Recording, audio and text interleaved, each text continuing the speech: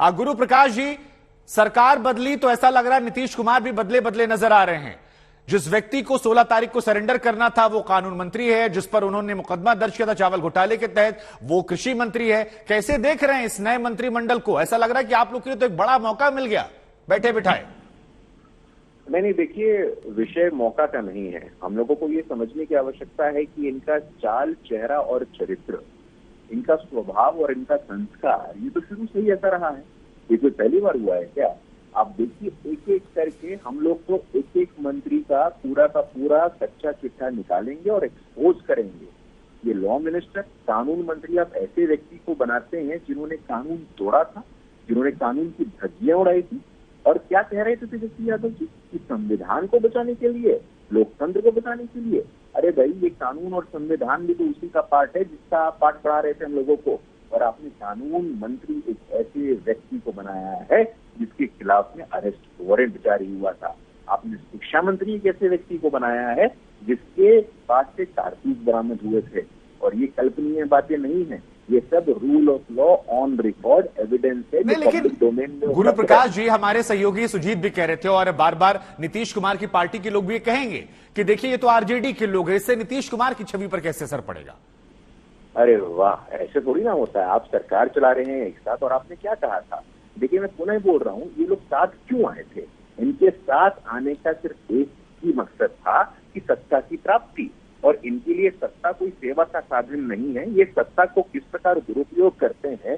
और जब से ये सरकार बनी है, मैं एनसीआरबी के आंकड़े के आधार पर बताऊंगा, अखबार की रिपोर्टिंग दीजिए। देखिए, सरकार ऐसी होनी चाहिए जिससे लोगों में उत्साह आए, ऊर्जा आए, उमंग आए। आप 10 लाख नौकरी की बात करते थे, आपने 10 लाख का तो अपने यहाँ रेनोवेशन करवा लिया है, आपने 10 लाख का तो Z+ सिक्योरिटी ले लिया है। और जो कॉम्पोजिशन है आपकी कैबिनेट का, हम लोग तो खुली चुनौती आपको दे रहे हैं। हम खुली चुनौती आपको देते हैं कि लगातार हम आपके मंत्रियों को एक्सपोज करते रहेंगे। हम पुनः जंगल राज को बिहार में वापस आने नहीं देंगे। और एक सक्रिय विपक्ष की तरह नहीं, तो आप गुरु प्रकाश जी ये जंगल राज शब्द का इस्तेमाल क्यों कर रहे हैं? क्योंकि लोग तो, कुछ लोग कहते हैं आरजेडी वाले या अब जो गठबंधन में लोग शामिल है कि वो तो लालू जी के पहले का दौर था जिसको लेकर आप लोग कहते हैं अब तो तेजस्वी जी की दौर में चीजें बदली हैं। अरे, चीजें बदली हैं तो 1/3 मंत्रालय देखिए ना। आप कहते थे आप A to Z की पार्टी है। A to Z की पार्टी में 35% जो लोग हैं एक ही समुदाय से आते हैं, एक ही जाति से आते हैं। आपको अंत में जब मौका मिला, आप जातिगत जनगणना की बात करते थे। शुभांकर जी, मैं तो साधारण की बात कहता हूँ। आपने 2 साल से जातिगत जनगणना की बात कही कि भाई जिन जातियों को हिस्सा नहीं मिला है हम उनको सम्मान देंगे। आपके कैबिनेट में कितने अति पिछड़ा के लोग हैं?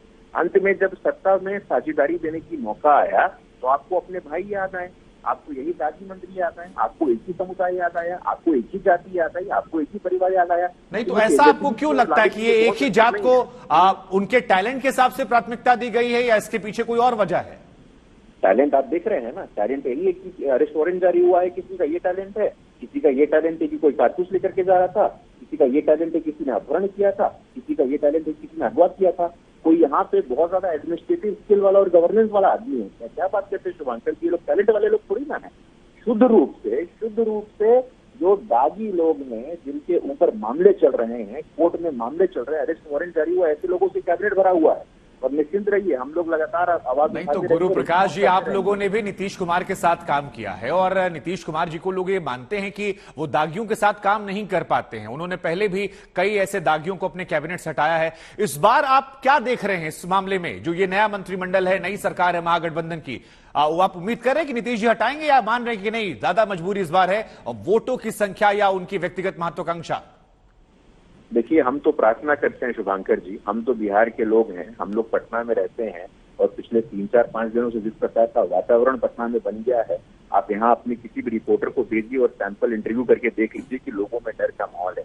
नीतीश जी से हम प्रार्थना करेंगे, नीतीश जी से हम आग्रह करेंगे कि आपकी यूएसपी थी zero tolerance for corruption, zero tolerance for crime. आपका 3C था ना, क्राइम, करप्शन, कम्युनलिज्म। तीनों C में आपने कॉम्प्रोमाइज किया। चौथा C आ गया, वो है कॉम्प्रोमाइज। आप कहते थे 3C 2005 से 10 में खूब चला था कि क्राइम पे, करप्शन पे और कम्युनलिज्म पे हम कॉम्प्रोमाइज नहीं करेंगे। लेकिन अब चारों के चारों पे आप कॉम्प्रोमाइज कर रहे हैं। अब आप करप्ट हो गए हैं, कम्युनल हो गए हैं, कास्टिस्ट हो गए हैं। तो आपका ही दाव था वो उल्टा पड़ता दिख रहा है। अब देखिए, आपने एक नया फॉर्मूला दे दिया है C4 का ये फॉर्मूला जो आपने दिया, बने रही हमारे साथ। सुजीत, आपने भी सुना क्राइम, करप्शन, कम्युनलिज्म, और अब यहां पर कहा जा रहा है कॉम्प्रोमाइज। अगर कोई सवाल आप भी पूछना चाहें गुरु प्रकाश जी से, क्योंकि आप ही ने खबर ब्रेक की थी, हमें लगता है कि आपको भी एक सवाल पूछने का अवसर होना चाहिए। ना बिल्कुल, गुरु प्रकाश जी से यही सवाल है कि आप अगर गठबंधन में इस समय रहते और इस तरह की घटना हो जाती जिस पर क्रिमिनल केसेज हैं, वो कानून मंत्री बन जाए, तो कैसे डिफेंड करेंगे गुरु प्रकाश जी, आप बताइए।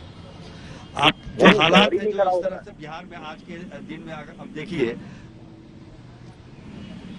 जी गुरु प्रकाश जी बोलिए, कैसे डिफेंड करते आप लोग अगर आपकी सरकार में यही होता तो? नहीं, देखिए शुभंकर जी, हम लोगों का फॉर्मूला स्पष्ट है। अभी कर्नाटक में एक ऐसा उदाहरण आया था, हम लोगों ने नजीर पेश की, उस मंत्री ने स्वयं इस्तीफा दिया है। और कहीं भी मैं दावे के साथ कहता हूं, कोई आप एक उदाहरण बताइए कि हमारे मंत्री पे कोई अपहरण का मामला हो, हमारे किसी मंत्री पर अरेस्ट वारंट जारी हुआ हो, ऐसा कतई संभव नहीं है। हम लोगों का nation first, party second, self last, हम इस फॉर्मूला पे चलने वाले लोग हैं। और ये तुलना ही गलत है, ये कंपैरिजन ही गलत है। मुझे लगता है कि आज नीतीश कुमार जी बिहार के 12 सर, कई राज्यों में तो आपके मामले आए हैं सर। येदियुरप्पा जी हम लोग को याद है, बहुत सारे नाम आप लोग को लेकर भी होंगे, लेकिन अब क्योंकि बिहार को लेकर आप फोकस कर रहे हैं, फिर मेरा एक सवाल आपसे घूम टहलाकर बिहार केंद्रित करते हुए, वो सवाल ये है कि जब से ये सरकार या महागठबंधन बना है, तब से नौकरी नौकरी नौकरी की बात हो रही थी। तेजस्वी जी को हमने कई बार सुना कि देखिए लोग हिंदू मुसलमान करते थे, हम तो नौकरी की बात कर रहे हैं, हमने चर्चा का स्वरूप बदल दिया है। अब जब ये खबर सामने आती है कि जो अपराधी है वो कानून मंत्री बन जाता है, जिसके खिलाफ मामला चल रहा था और सरेंडर होना था, जो घोटाले में फंसा हुआ है उसे आप चावल घोटाले के आदमी को आप कृषि मंत्री बना देते हैं, शिक्षा मंत्री को लेकर आपने कहा, तो आपको क्या लगता है कि ये जो शिफ्ट है ये देखने को मिलेगा आप लोग के लिए, एक मौका है यहां पर, क्योंकि बाकी सारी चीजें तो बिहार में आपके खिलाफ है? नहीं, देखिए बिहार में हमारे खिलाफ कुछ नहीं है शुभंकर जी। 2014 में भी तो हम अलग अलग लड़े थे ना। 2014 में हमारे कितने सांसद आए थे, नीतीश जी के कितने सांसद आए थे? 2014 छोड़िए ना, 2019 में इतने कितने सांसद आए थे? आज बिहार का जो सामाजिक ताना बाना है, सभी समाज के लोग हम लोगों के साथ हैं, क्योंकि उन्होंने सभी वर्गों को नहीं थे 14 में। अच्छा, तो देखिए जेडीयू आरजेडी भले ही साथ आ जाए, तो भारत की राजनीति परिवर्तित नहीं हुई है क्या? 2014 में जो फॉर्मूला चलता था, 2024 में वही फॉर्मूला चलेगा, जरूरी थोड़ी ना है। नहीं, हालांकि तब 7 लोग मिलकर गठबंधन नहीं किए थे सर, लेकिन ठीक है गुरु प्रकाश जी, आप कह रहे हैं कि आप आश्वस्त हैं कि आपके लिए सारी चीजें अच्छी है। बहुत बहुत शुक्रिया आपका हमसे बातचीत करने के लिए।